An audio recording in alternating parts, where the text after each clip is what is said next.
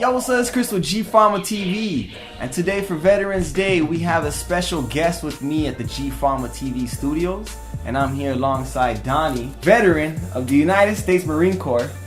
What do you do here for Liquid Gold, man? I'm going to start doing some community outreach programs, reaching out to the veterans, the Weed for Warriors program, hopefully some cancer research projects to where Liquid Gold can donate some product back to the different communities where they're seeking safe access.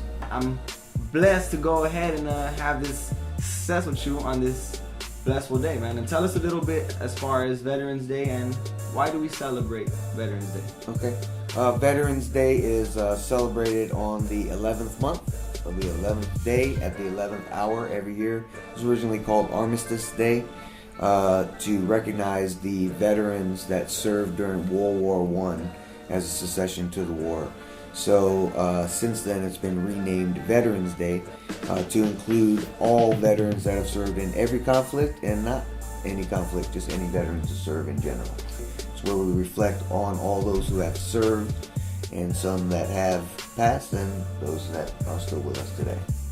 Tell us a little bit about yourself, man. Tell us a little bit about how did you become about to be a Marine? Okay, I graduated high school young. Joined the Marine Corps at age 17, trying to make a better life for myself. I came from a family of male descendant military men, so every first male in my family was in the Navy or the Marine Corps.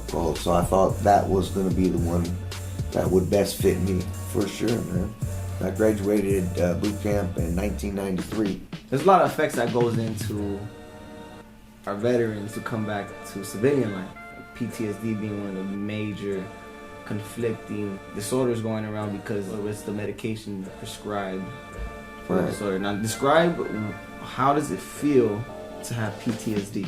PTSD is post-traumatic stress disorder, meaning that there was some event or some traumatic event, trauma, some kind of event that caused you to see something, hear something, feel something that was unpleasant, and now in your life since that event it's triggering and causing some negative response. So that's the post-traumatic stress disorder. The disorder is the trigger of that traumatic event coming back.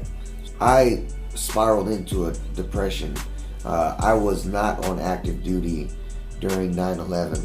I wanted to rush back into service, and I wasn't physically able to do that.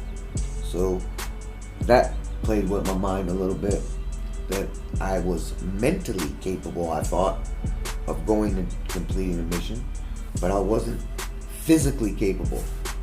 So you beat yourself up and hold yourself responsible. You're not doing the daily tasks that you're supposed to do. You're not keeping the house clean. You don't leave the house. You don't care, man. You don't care no more. The people that care about you turn into, it's almost like they're parenting you all over again. So that's the hardest part, I think, of this whole thing, is the effect that it does have on families. So you go to any Western doctor in America, they throw you a mix of pills, and that mix of pills isn't necessarily going to work on the first time out the gate. So then they mix the little tray up or try a different pill, and it's pills and pills and pills and pills. The number one opiate importer in the world is the United States of America. That's a big industry in Afghanistan, is opium, okay? We're going over there and fighting wars and all this, warlords for the war on drugs, but it's for them to force feed us through pills and regulate it. You know what I'm saying? So you're telling me that they're protecting their opiate fields that actually comes back to the US and for actual prescription pills? For sure. United States is the number one opiate importing country in the world.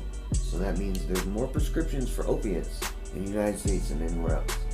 We're using more opium. Opiates, opium. It's all one big cycle, right? So I was like, look, man, this is jacking on my stomach. I had to find a better way to try to treat this. So that's when I started doing research on cannabis.